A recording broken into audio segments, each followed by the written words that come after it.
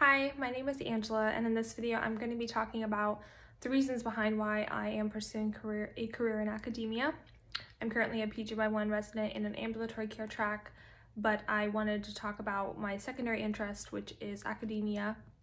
Had been more formal career, so teaching, and I don't think I've done a video explicitly on this. I may have talked about in other videos, if it's a priority for me and why, but I struggled to find other students who were interested in this kind of a field and hear their perspective and what they did to kind of get to this place.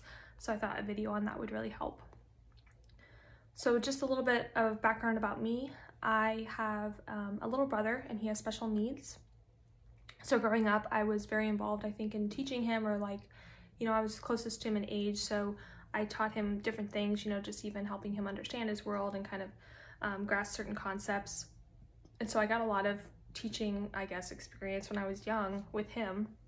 And then I also, I didn't enjoy school, but I feel like I was fairly good at it. I got decent grades and things like that. So it's something to where I was comfortable with school. I didn't like it, but navigating some more difficult material, especially, in undergrad and college and then pharmacy school, I was able to do. So I thought, I can handle school. And I also was very interested, I really liked some of my teachers, and it meant a lot to me, the kind of work that they put into helping to educate me well, and other students, I saw their passion and I was really inspired by that. And I wondered what made some teachers good and others, not so good. I kind of wondered, is it a person-to-person thing, or is it a certain type of practice? I had a curiosity into learning. But, in pharmacy school, things were very different than they were in undergrad or high school or any other type of setting, because you do so many different types of activities. There's so many different ways that you are taught and that you are assessed. You're assessed in different simulations. You learn hands-on in lab with different, not experiments, but like different activities. And then you have, of course, your exams, but then you also have these different quizzes and these types of case-based discussions and writing different clinical notes and getting graded on those. So just this huge variety. And then even later on, we had different changes, more online-based learning. So things like flipped classroom or group facilitation and constant reflection. And so I was very confused. As someone who loves routine and who loves to know what's coming or what to expect, kind of threw me for a loop and caused a lot of frustration. And I wanted a lot of answers and explanation into why we were doing what we're doing. And I just didn't get the depth of explanation that I wanted in order to be satisfied and to be happy.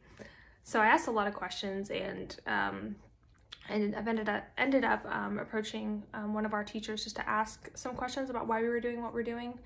And she was able to answer my questions, pretty well, and show me some resources. And I slowly started to understand that there's, a method behind a lot of these things. And I ended up kind of getting involved with research with her and learning more about her job and learning about what she does in academia. She ended up becoming my mentor in a lot of ways, which was great. So I kind of had someone show me the reasons behind things, and it helped me to be more at ease with all the differences in how we were being taught. And so during school, like I mentioned, I did pretty well. So I ended up being a part of the ROCI Honor Society, which I'll put a link to their website below. But basically in pharmacy, if you, depending on what school you're at, if you hit a certain level of, percent of the top of the class or hit a certain GPA margin, you're invited to join ROCI. And at my school, you can just be a member. You had different responsibilities. If you were inducted, you were a teaching assistant or a tutor. Tutor is a better word, a tutor for a course, and you hosted certain review sessions, or you did one-on-one tutoring sessions. So in those roles, I was a P3 at the time, I just noticed that they were very enjoyable, and I didn't struggle to engage with them or to find meaning from them. So after those experiences, I kind of thought, that's something I didn't expect. Maybe I should consider a different career or try to change a little bit of my course, because back then I was very much into ambulatory care pharmacy. So I wanted to see if that might be a fulfilling career. I kind of tried to get educated, I guess, on academia, because again, I didn't know much, and I had a great mentor, but I thought I should get more of a outsider approach. So she recommended me to attend the AACP conference, which I'll put a link to them below. But basically they're the pharmacy group that focuses in academia and education and research relating to teaching and learning. So science behind teaching, science behind learning, a lot of different ways that people are doing pharmacy school education across the nation. And so I watched that conference virtually, or I attended different sessions virtually because of COVID. It was available virtually.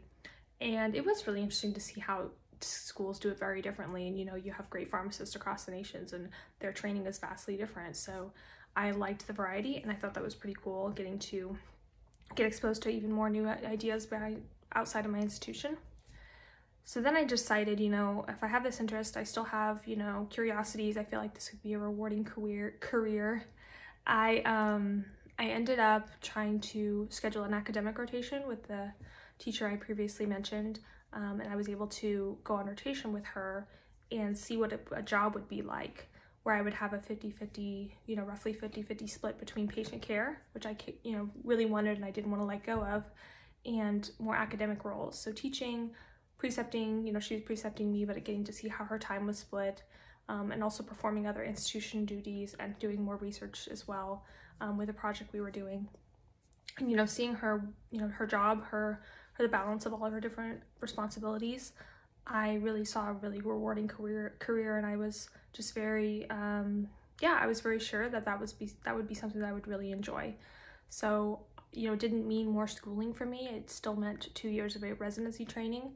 It just meant that I would probably need to do extra work learning about academia, because, you know, as pharmacists who are teaching in these clinical roles, or pharmacists who are in clinical roles but also have, you know, more formal academic roles, and they're teachers in courses, you don't really get an extra degree, you know, education degree or anything like that. Residency offers a lot of different things with learning to be an educator. They give you precepting opportunities. You get usually the opportunity to do a teaching certificate, which I can talk about in a future video, but that's something that I'm completing right now in residency training. So that's kind of what I knew I would have to do if I went into academia. I would probably need to learn a little bit more about how to fulfill that role. So it'd be an extra step, but it didn't mean extra years of training. A lot of people I talk to, a lot of pharmacists or pharmacy students say, oh, I'd love to be a preceptor, you know, that would be so great. And that is great, and I agree. But to me, I thought that I would want to do a little bit more. And I did have enough of an interest in research, and I really like the variety and the challenging aspect of having all those different areas to keep track of and to be involved in my job. So that's just something I think a more formal career offers that precepting doesn't. But either way, there's no right or wrong answer. I just wanted to kind of give my experience and what kind of set me to that career path. But if I met a student who was interested in academia, I would tell them to try and get some experience with being like a TA, teaching, tutoring, mentoring, you know, whatever, to get yourself in that position and see if you enjoy it, see how it feels. I think AACP is a great resource. So going to that meeting that I went to, it's like their annual meeting. I think it was in the summer. They have different sessions that kind of pique your interest, or maybe even pick ones that don't, because there's going to be difficult things in that job that you don't like, but seeing how you react to them is still a good idea. I absolutely would recommend to them, if they're really serious, to just do an academic rotation. And maybe your institution doesn't offer an academic rotation. Mine didn't. You just really have to find a mentor or a person who commonly does them and just try to schedule them. So I had to reach out to the people in charge of my experiential ed or my rotations and say, you know, this teacher and I want to do an academic rotation, and we fit it in. So just know that maybe you just have to ask an extra way or an extra step in order to get it scheduled, but most likely it's a possibility. Several schools do let you do academic rotations. So hopefully this was helpful. I just thought it would be nice to give a video outlining how I got to where I was with the whole academia situation. If you have any comments or questions, please put them in the chat. Like the video if you liked it, and share it with someone who you think is interested in academia. But otherwise, I will see you guys next week.